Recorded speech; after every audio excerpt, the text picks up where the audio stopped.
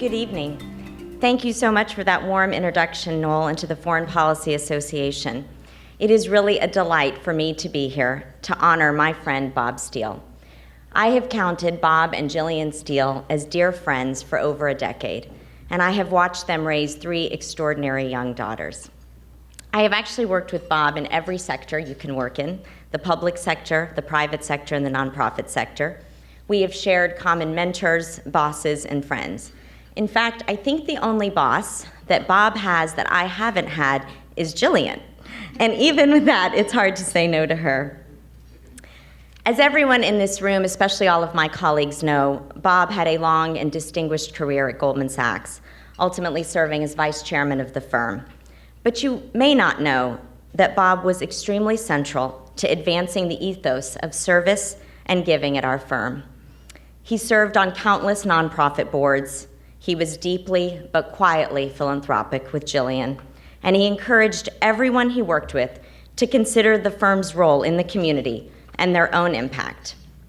But I actually didn't meet Bob at Goldman Sachs. I met Bob when I was serving President Bush in presidential personnel.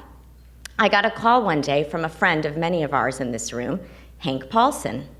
And in typical Hank style, he said to me that I needed to drop everything I was doing. He was sending someone to the White House, and could I try to muster up a little skill and some charm to convince Bob Steele to serve in the administration.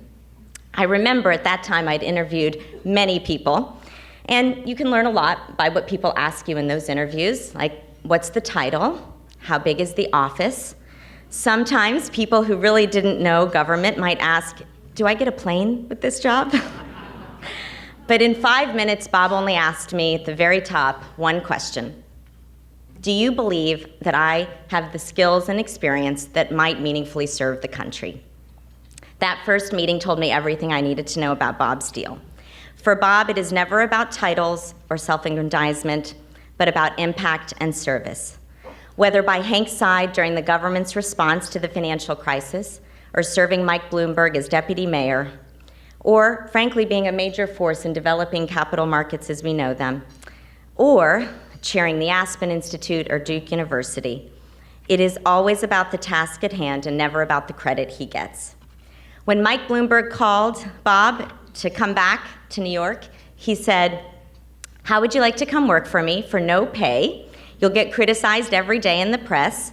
We'll share a cozy cubby in the bullpen in City Hall, and you'll do this and have a great time. Thankfully, Bob said yes, and I believe he has been one of the most consequential deputy mayors.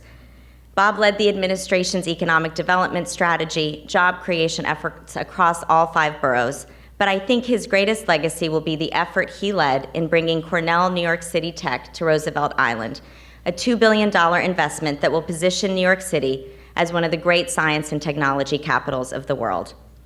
In closing, I want to reference the video. The Foreign Policy Association was founded in 1918 to support President Woodrow Wilson's vision and a hope for the world following World War I. It remains today dedicated to creating a forum for debate and a more vibrant democracy. As President Wilson once said, "You are not merely here to make a living. You are here in order to enable the world to live more amply, with greater vision, with a finer spirit of hope and achievement.